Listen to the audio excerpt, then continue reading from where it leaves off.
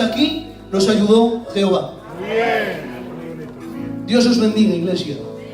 Le damos gracias a Dios, primeramente al pastor y a la iglesia por permitirnos estar en este lugar. Y nada, nuestra única pretensión en el día de hoy es hacerles bien. Una palabra sencilla, una palabra de aliento, pero que les haga bien. Y bueno, yo quiero leer en Mateo 17, versículo 20, que dice así: Jesús les dijo, por vuestra poca fe, porque de cierto os digo que si tuvierais fe como un grano de mostaza, diréis a este monte, pásate de aquí a allá, y se pasará, y nada os será imposible. Podemos ver que el ejemplo que pone para fe es una semilla. Y yo me preguntaba, ¿y por qué tiene fe una semilla? Es que claro, una cosa muy chiquitita, muy pequeña, casi inapreciable muchas veces, tiene el potencial que cuando la plantas puede llegar a convertirse en un gran árbol. Déjame hablarte un poco de la historia que tiene que pasar la semilla de proceso para que se convierta en un árbol. La semilla nace en un árbol, con el propósito, con el sueño de convertirse en otro gran árbol.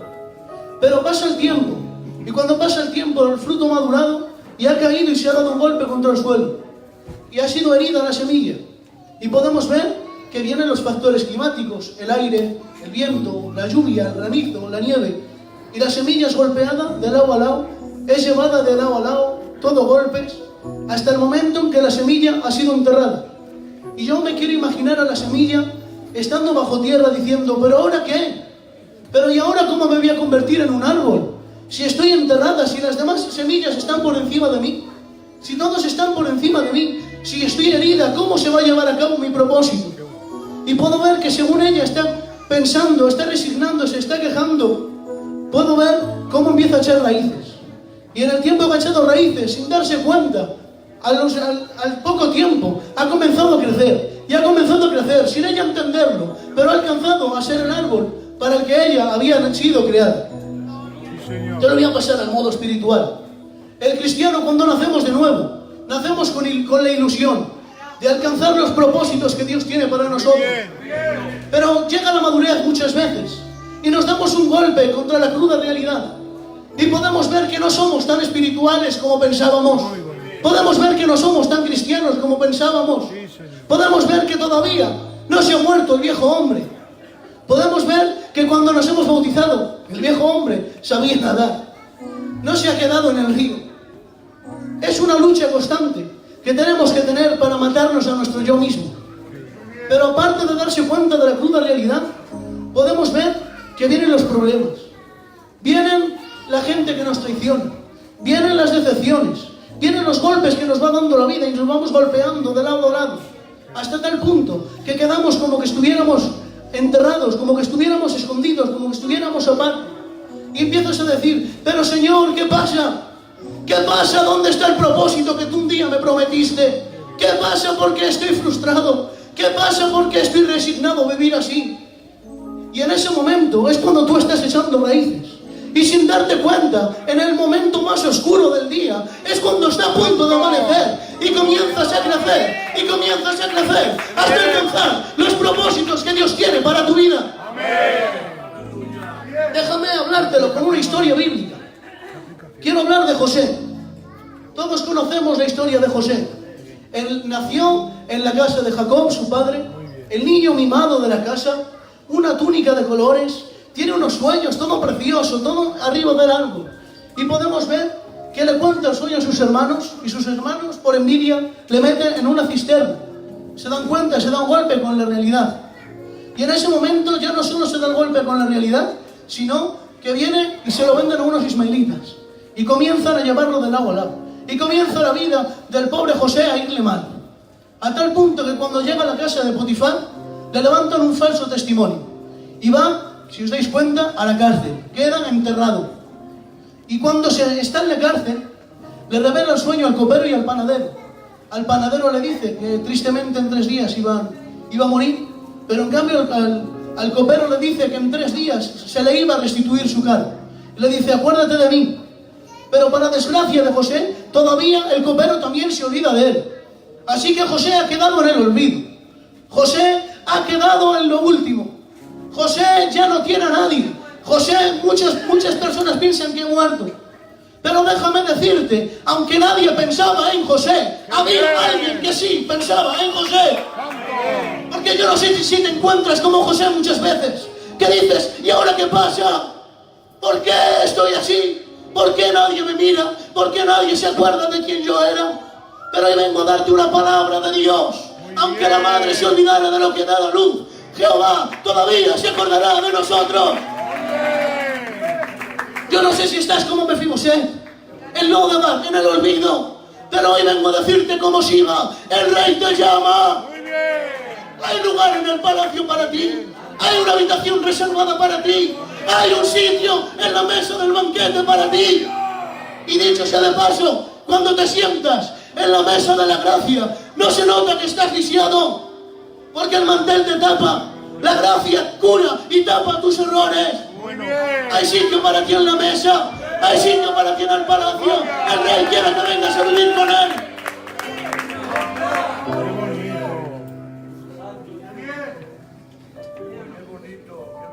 Porque déjame decirte, para poder llegar a cumplir el propósito, tenemos que pasar la universidad del proceso.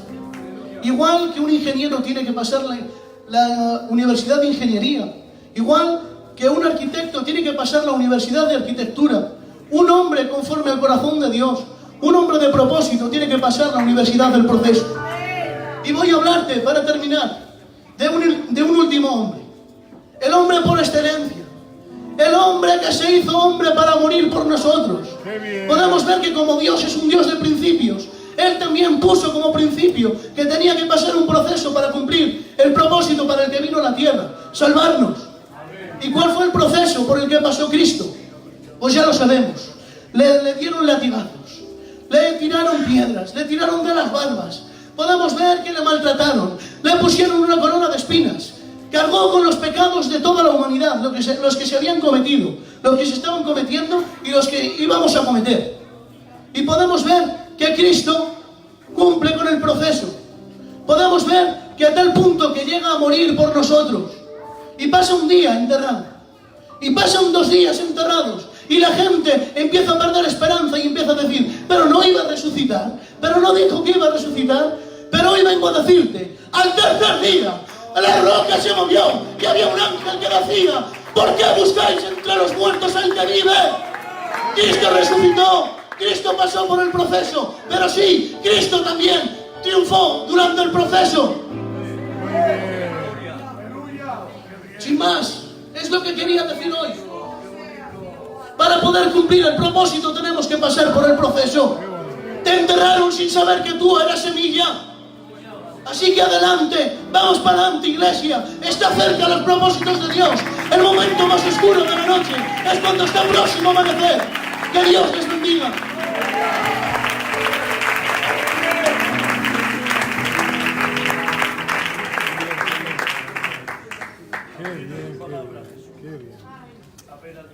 Saludarles en el nombre de Jesús. Gloria a Dios, aleluya.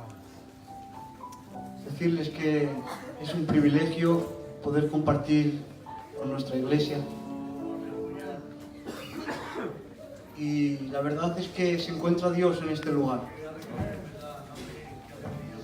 Adoramos a ti, Señor.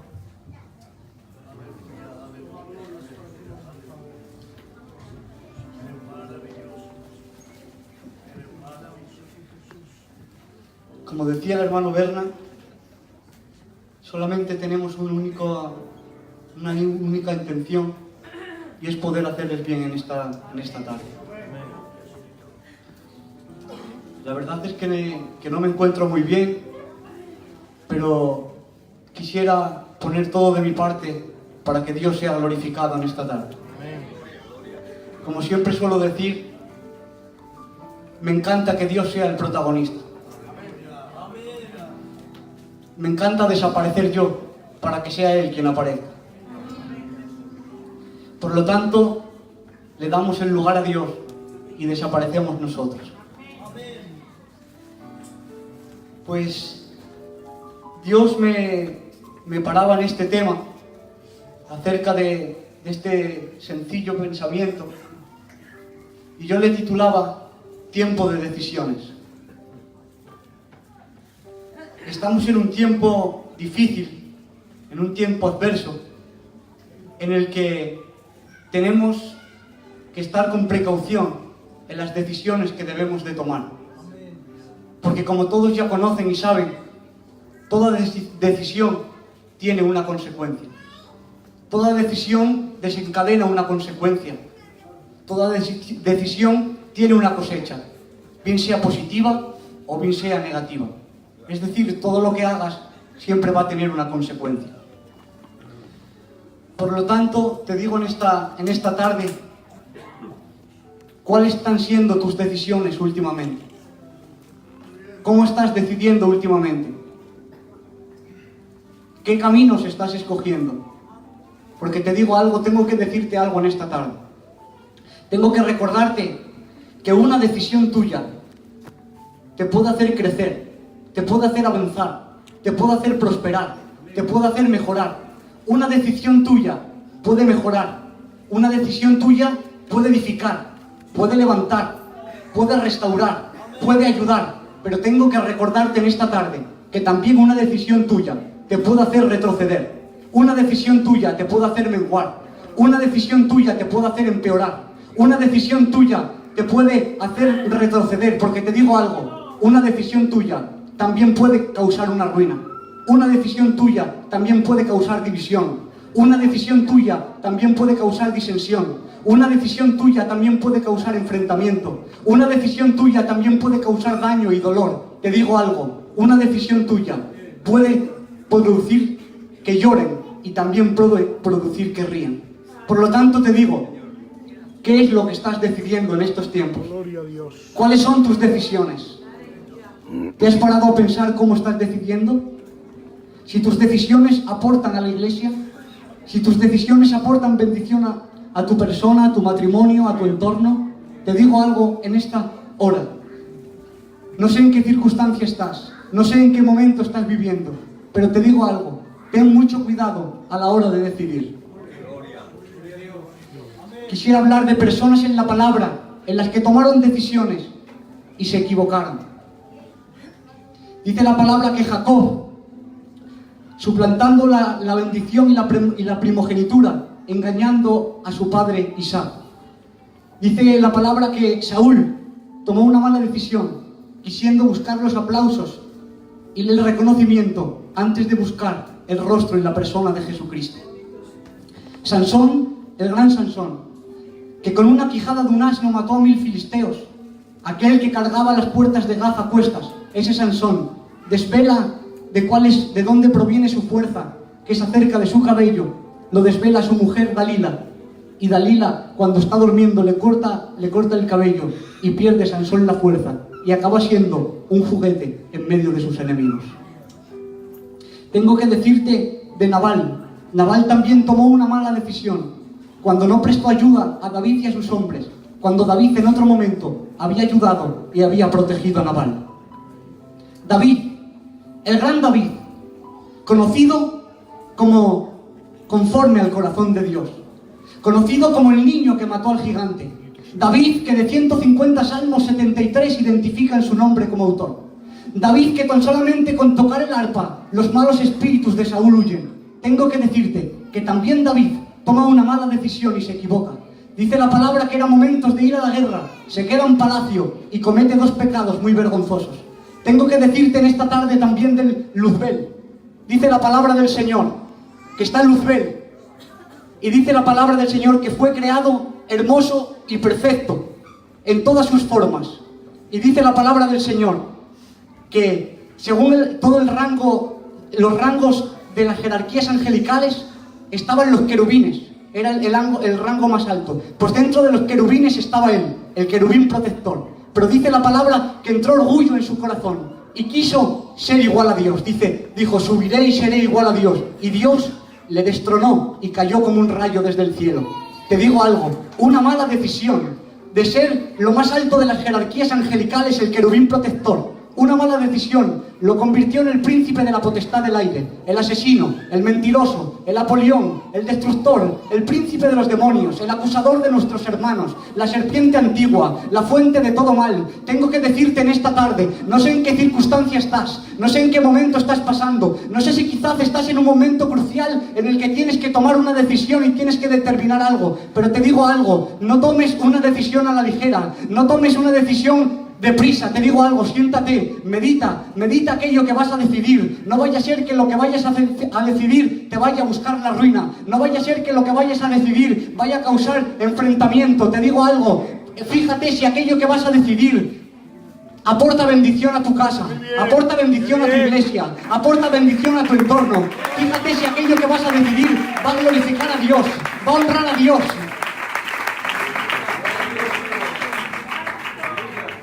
Porque como he dicho antes, toda decisión tiene una consecuencia. Por lo tanto, fíjense en aquello que van a decidir. Gloria a Dios. Pero sería poco prudente si me bajara de este lugar simplemente hablando de personas que tomaron malas decisiones. Dice la palabra del Señor que Ezequías cayó enfermo de muerte, de una enfermedad. Y dice la palabra del Señor que vino Isaías demandándole un mensaje, diciéndole de parte del Señor: ordena tu casa, porque morirás y no vivirás. Al recibir la noticia Isaías, al recibir la noticia Ezequías, dice la palabra del Señor que entristecido puso su rostro contra la pared y dice que oró y lloró, diciéndole: Señor, por favor, ten piedad de mí, Señor. He andado justamente delante de ti, Señor. He hecho lo que te ha agradado, Señor. Y dice la palabra que le dijo al profeta Isaías el Señor: vete y dile que le añado 15 años de más. Porque te digo algo, cuando en medio de la situación, en medio de la noticia que recibió, él no elevó los puños contra el cielo, no altercó contra Dios, sino que oró y lloró. Y dice la palabra que cambió la voluntad de muerte a vida. Amén. Amén. Te digo algo, Daniel en un entorno malo, en un entorno pagano, en Babilonia, pero dice la palabra del Señor que tomó una buena decisión. Dice la palabra que decidió en su corazón no contaminarse con la comida del rey, ni la comida del rey. Dice la palabra del Señor que a los 10 días, dice, y el rostro de Daniel era más robusto y resplandecía sobre los demás. Te digo algo, cuando tomas la decisión de abnegarte, cuando tomas la decisión de no contaminarte con las cosas de este mundo, cuando tomas la decisión de no mezclarte con este mundo, cuando tomas la decisión de mantenerte puro para Dios, tengo que decirte que hay algo en ti que te hace brillar, que hay algo en ti que te hace resplandecer, que hay algo en ti que te hace marcar la diferencia. Dice la palabra del Señor en 2 de Samuel que Sama era uno de los valientes de David. Y dice la palabra que vinieron los filisteos contra ellos y todo el pueblo se marchó. Pero dice la palabra que Sama se quedó defendiendo su campo de lentejas. Y dice la palabra que mató a todos los filisteos, porque él decidió en su corazón quedarse, aunque todos se iban, porque fue que valoró más que nadie lo que tenía. Te digo en esta tarde, valora lo que tienes. Valora lo que tienes antes de que lo pierdas. Y te digo algo en esta tarde. Toma decisiones correctas y acertadas que traigan buenas consecuencias en tu entorno. Amén. Dice la palabra también de David. Dice la palabra del Señor que David venía con sus hombres de la batalla y cuando vino a Siclag, a la ciudad, dice la palabra que vio toda la ciudad quemada, toda la ciudad prendida de fuego. Y dice que cuando vieron la ciudad empezaron a llorar, pero también no era solamente eso, sino que se llevaron a las mujeres, se llevaron a todos los niños y empezaron a llorar hasta que le faltaron las fuerzas. Y todo el mundo empezaba a hablar de apedrear a David. Pero dice la palabra que David estaba en la misma situación que ellos, angustiado, porque él también había perdido a sus 2 mujeres. Pero dice la palabra, pero David decidió fortalecerse en Jehová. Dios nos llama a marcar la diferencia. Dios nos llama a no ser como el resto, a seguir la corriente de este mundo. Dios nos llama a marcar una diferencia. Amén. Dios nos llama a vivir una vida, no nos llama a vivir una vida apática, una vida indolente, una vida pasiva. Dios nos llama a vivir una vida de excelencia para Dios. Amén. Qué bien. Tengo que decirte algo y acabar, no quiero alargarme más. Dice la palabra del Señor que Pablo y Silas estaban en la cárcel de más adentro, heridos, azotados, quebrantados, y estaban en la cárcel de más adentro. La situación les invitaba a tirar la toalla. La situación les invitaba a quejarse. La situación les invitaba a lamentarse. La situación les invitaba a altercar, a preguntar por qué. Pero te digo algo, ellos no hicieron eso. Ellos tomaron la decisión y la determinación de adorar a Dios a pesar de sus circunstancias. Tengo que decirte en esta tarde, no sé en qué momento vives, no sé en qué circunstancia estás atravesando, no sé en qué momento caótico estás viviendo, pero te digo algo, no levantes tus puños contra el cielo, no alterques contra Dios, no te rebeles, no digas por qué, te digo algo, adora. Adora donde los demás se quejan, adora donde los demás altercan, adora donde los demás abandonan, donde los demás desisten. Te digo algo, dice la palabra del Señor que por adorar provocaron un terremoto. Te digo algo, en el nombre de Jesús, toma las decisiones que provoques terremotos espirituales a tu alrededor. Quiero decirles y acabar con esto. Dice la palabra del Señor en Mateo 7:13, las dos puertas. Dice el Señor, hace la invitación, entrar por la puerta estrecha. Porque angosta es la puerta, porque ancha es la puerta y espacioso el camino que lleva a la perdición, y muchos son los que entran por ella. Pero dice, pero estrecha es la puerta y angosto el camino que lleva a la vida, y pocos son los que la hallan. Son dos decisiones con dos finales diferentes, uno para muerte y otro para vida, uno para salvación y otro para perdición, uno de alegría y otro de tristeza. Hoy te digo, ¿qué decisión quieres tomar? ¿Qué camino quieres escoger? ¿Quieres escoger los que todos entran por él? ¿Un camino espacioso? ¿Un camino donde vives conforme tú quieres? ¿Sin exigencias? ¿Sin compromisos? ¿Conforme vivir como te dé la gana? ¿O quieres entrar por el camino donde entran solamente unos pocos? Los pocos que deciden no mancharse, los pocos que deciden no contaminarse, los pocos que deciden mantenerse puros, mantenerse santos, vivir agradando a Jesucristo. ¿Con cuál te quieres identificar? ¿Qué decisión quieres escoger? ¿Qué camino quieres tomar en esta tarde? Tú eliges, o tomas un camino o tomas otro. Te digo, te recomiendo que cojas el camino estrecho, el camino angosto, porque te recomiendo que el final es la vida eterna. Sin más, que Dios les bendiga.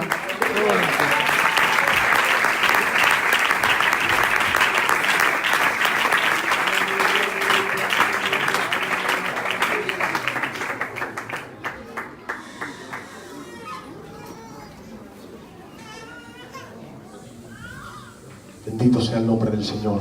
Aleluya. ¿Me permiten unos minutos? Amén. ¿Estamos bien, iglesia? Amén. Aleluya. Yo aquí tengo un texto para compartirles. Dice Primera de Samuel, capítulo 16 y versículo 1. Dijo Jehová a Samuel: ¿hasta cuándo llorarás a Saúl, habiéndolo desechado yo? Ven, llena tu cuerno de aceite y vete a la casa de Isaí, porque de uno de sus hijos me he provisto de rey. La situación que estaba pasando el gran profeta Samuel era una situación difícil, era una situación complicada. El profeta Samuel se encontraba cara al pueblo como que él había fallado, como que su Dios a quien él servía había fallado, porque él había ungido a Saúl como rey de Israel y de pronto, de la noche a la mañana, es desechado del reino. Y ahora se queda Samuel triste, llorando y afligido en gran manera. Y muchos de nosotros quizá estemos llorando en estos momentos por cosas que Dios desechó, por puertas que Dios nos cerró, y nos encontramos en la misma situación que se encontraba aquel profeta Samuel. Pero la palabra nos enseña que la gloria postrera será mayor que la primera. La Biblia nos enseña que las aflicciones del tiempo presente no son comparables con la gloria venidera que en nosotros ha de manifestarse. Por lo tanto, primeramente tenemos que destacar que lo que nos ocurre en nuestra vida no es causa del azar, que Dios no nos permite que pasemos malas situaciones porque le divierta ni porque se quede de brazos cruzados, sino que tenemos que decir que después de un Moisés libertador viene un Josué conquistador. Tenemos que decir que después de un Judas que vende y que traiciona viene un Matías elegido por Dios, y tenemos que decir que después de un Saúl desechado por Dios viene un David elegido por Dios. Amén. Hasta ahí todo bien, hasta ahí todo perfecto, eso lo hemos entendido. Pero, ¿qué pasa? ¿Qué ocurre en ese periodo de tiempo entre que Saúl es desechado y viene el David de la promesa, el David del propósito? Ese periodo de tiempo era el periodo de tiempo que estaba viviendo Samuel, pero nos marcan tres pasos 3 pautas a seguir para poder acercarnos un poco más, a pasos agigantados, al propósito que Dios tiene para con nosotros. Y el primero que le dice es: ¿hasta cuándo llorarás a Saúl?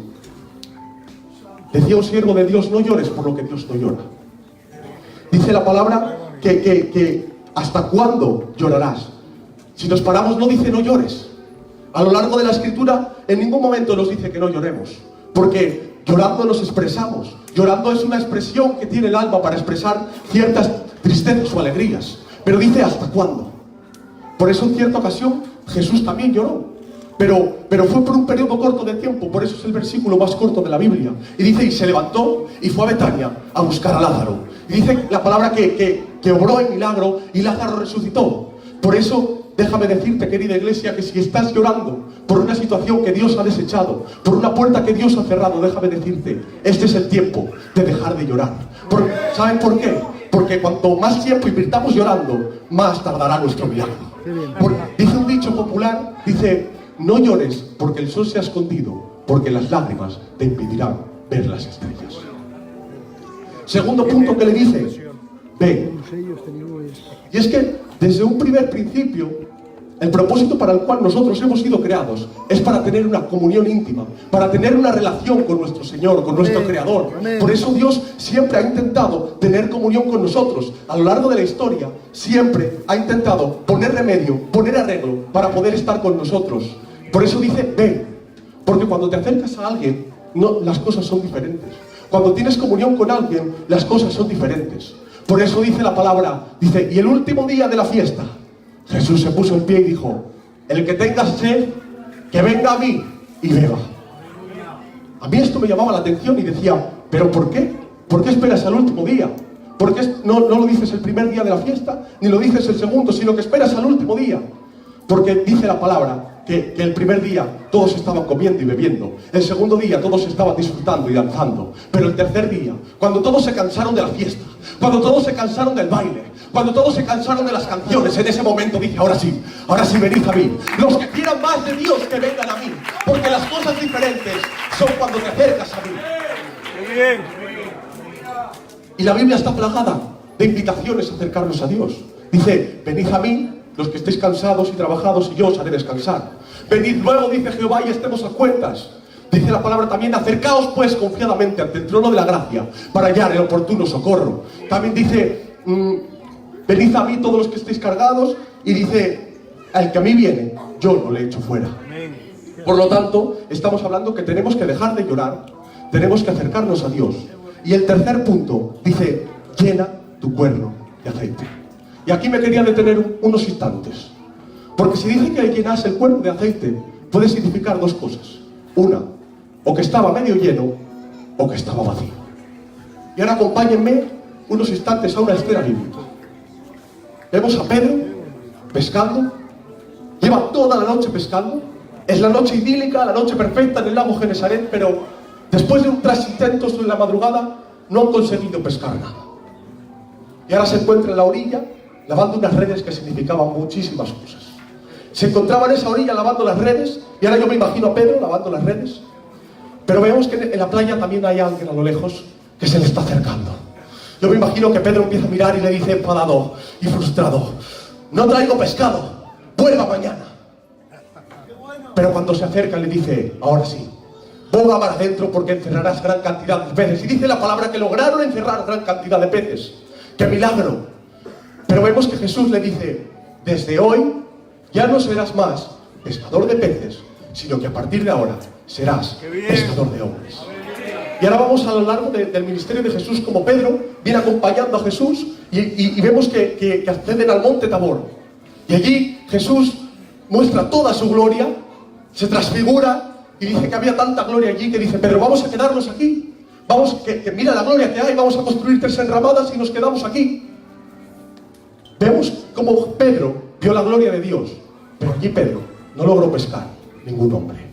Más adelante también vemos en la multiplicación de los panes y los peces como Pedro está allí repartiendo el pan, y es un testigo ocular de que los panes y los peces se han multiplicado, pero allí Pedro no pesca ningún hombre. Vemos que Pedro está en la barca en otra ocasión, que Pedro está en la barca, y que viene Jesús, aparece andando y le dice: Pedro, si eres tú Jesús, haz que yo vaya a ti. Y Pedro sale de la barca y empieza a andar. Y empieza a andar por el agua, pero más tarde se hunde y Jesús lo coge. ¡Qué gloria! ¡Qué gloria! ¡Qué milagro pudo ver Pedro! Pero allí Pedro no pescó ningún hombre. Y yo preguntaba y decía: ¿pero qué ha pasado? ¿Acaso mintió Dios? ¿Acaso se equivocó Jesús cuando le dijo que iba a ser pescador de hombres? Pero vemos cómo más adelante dice la palabra en el libro de los Hechos, capítulo 2, que estaban todos unánimes, unidos en oración. Y vino un viento recio, soplando lenguas como de fuego, fueron repartidas lenguas como de fuego. Y dice la palabra, y todos fueron llenos del Espíritu Santo. Y ahora dice, sí, ahora Pedro se levanta y se pone en pie, hermanos. A ese que vosotros crucificasteis, ese ha venido a ser piedra angular. Y dice la palabra que ese día se convirtieron 3.000 personas.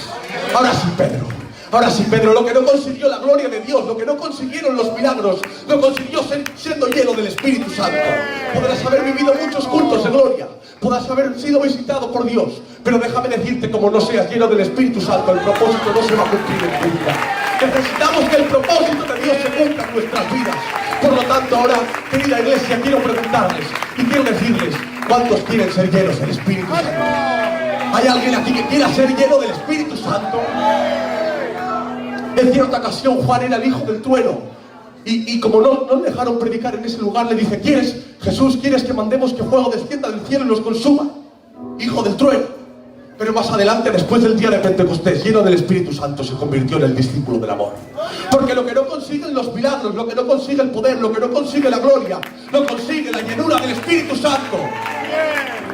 Por lo tanto, quisiera acabar y decir: no os embriaguéis con vino, el cual tiene disolución. Antes bien, sed llenos del Espíritu Santo.